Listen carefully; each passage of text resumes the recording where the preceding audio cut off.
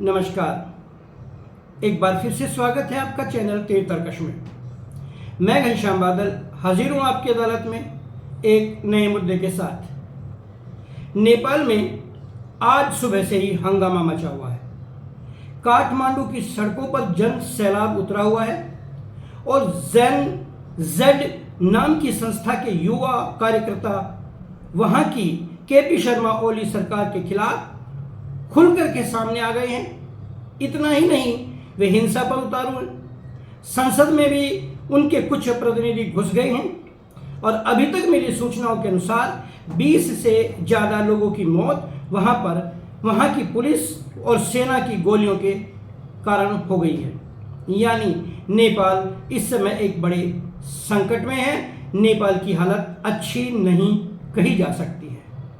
मैं आपको याद दिलाऊं कि नेपाल बहुत ज़्यादा लोकतांत्रिक देश पहले कभी नहीं रहा। वहाँ पर शाह परिवार की राजशाही की सरकार थी और एक अवसर ऐसा आया जब वहाँ पर महाराजा वीरेंद्र वीर विक्रम और महारानी ऐश्वर्या सहित उनके पूरे परिवार की हत्या कर दी गई और उसके बाद वहाँ पर लोकतंत्र की वापसी हुई, या कहिए कि पूरी तरीके से लोकतंत्र अस्तित्व में आया। गिरिजा प्रसाद कोइराला, बीपी कोइराला और ऐसे कई नेता उभर करके आए जो उस समय नेपाली कांग्रेस का प्रतिनिधित्व करते थे। समय के साथ करवट लेता है, जैसा कि समय ने करवट बदली और भारत का कट्टर समर्थक रहने वाला नेपाल चीन की गोद में जाकर बैठ गया। वजह कई रही। वहां के एक उग्र विचारों के विपक्षी नेता पुष्प कमल दहल प्रचंड ने लोगों में इस तरीके की भावना भर दी कि भारत नेपाल को दबा कर रखता है, भारत नेपाल के साथ बहुत कमतर व्यवहार कर रहा है। जनता भी उनकी बातों में आई और वे वहां के प्रधानमंत्री बने। तब से नेपाल चीन की ओर झुका हुआ दिखाई देता है। लेकिन इस तरीके की प्रवृत्तियों के साथ अस्तित्व में आई सरकारें ज़्यादा नहीं चला करती हैं। इसीलिए पुष्प कमल दहल प्रचंड की सरकार भी जल्दी ही औंधे मुंह गिर गई। लेकिन नेताओं को एक जिस प्रकार से कह सकते हैं उनके मुंह खून लग गया और वो भारत विरोधी लहर पर सवार होकर के वहाँ सत्ता में आने जाने लगे। वहाँ की सरकारें 5 साल चल जाएं तो एक बहुत बड़ा चमत्कार होता है। ऐसा ही हुआ और एक समय ऐसा आया जब वर्तमान प्रधानमंत्री केपी शर्मा ओली वहाँ पर सत्ता में आए, सत्ता से हटे, फिर सत्ता में आए और अभी 15 जुलाई 2024 को एक बार फिर से वे सत्ता में लौटे, लेकिन बहुमत के साथ नहीं। उनको दूसरे दलों के साथ गठबंधन करके सत्ता में आना पड़ा। नेपाली कांग्रेस और साथ ही साथ उनकी अपनी कम्युनिस्ट नेपाल पार्टी CMNLU दोनों मिलकर के वहाँ की सरकार के बड़े घटक हैं। 2 उप प्रधानमंत्री वहाँ पर बनाए गए हैं। एक नेपाली कांग्रेस से है तो दूसरा कम्युनिस्ट पार्टी ऑफ नेपाल से। उनमें रोज की सिर्फ फुटबॉल होती है। प्रतिनिधित्व सरकार में वहाँ दूसरे दलों का भी है। लेकिन ये बातें झेलने का तो नेपाल आदी हो चुका था।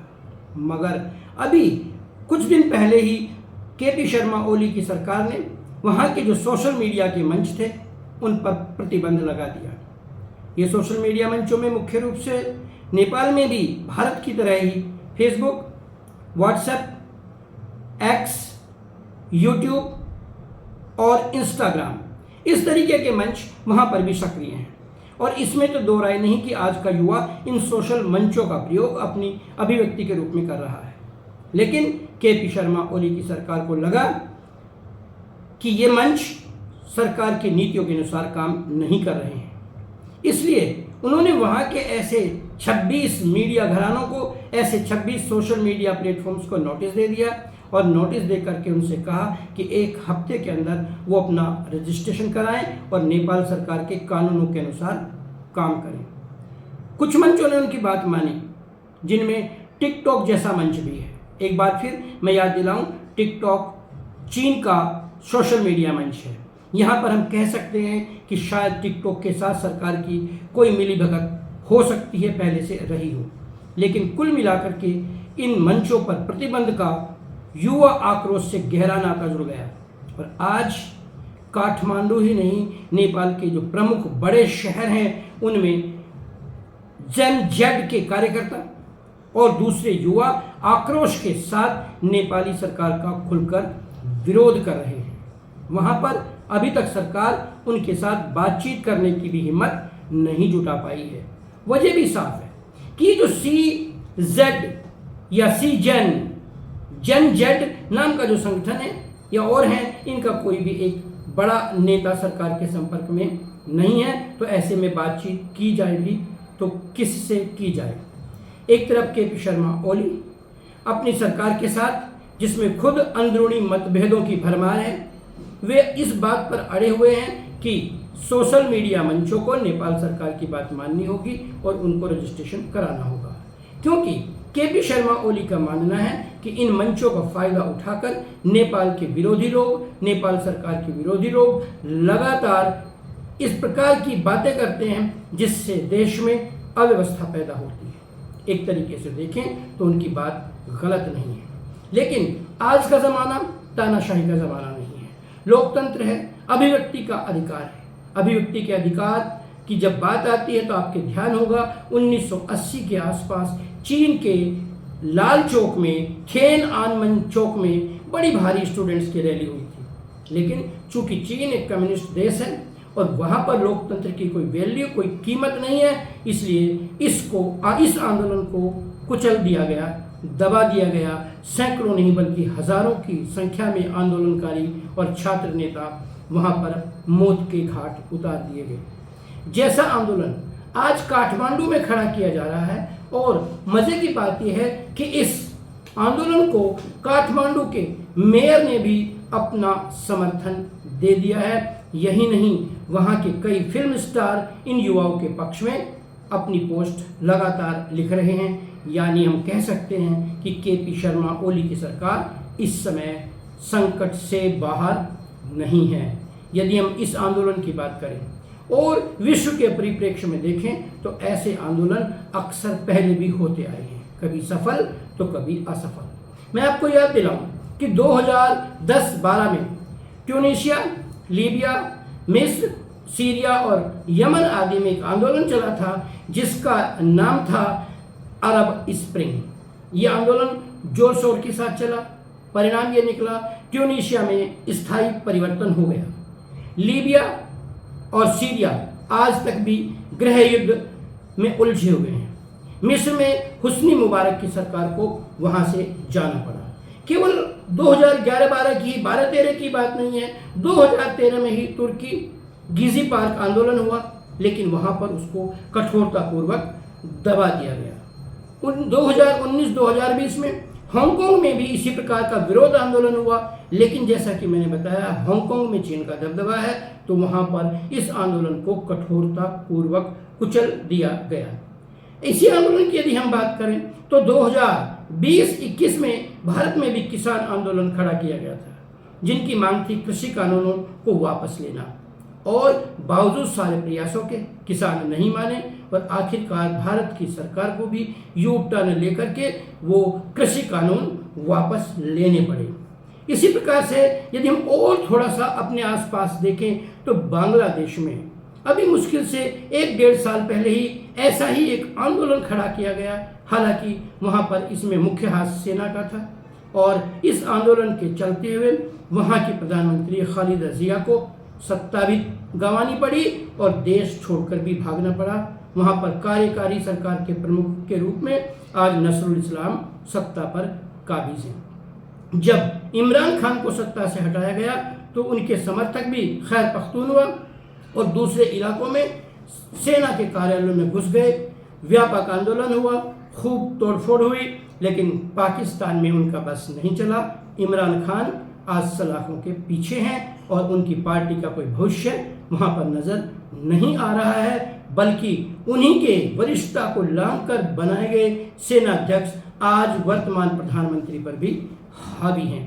तो मेरा कहने का मतलब ये है कि इस प्रकार के आंदोलन स्वतः स्फूर्त कभी कभी खड़े हो जाते हैं। नेपाल में इसके पीछे केवल सोशल मीडिया मंचों पर लगाया गया प्रतिबंध ही कारण नहीं है, एकमात्र कारण नहीं है।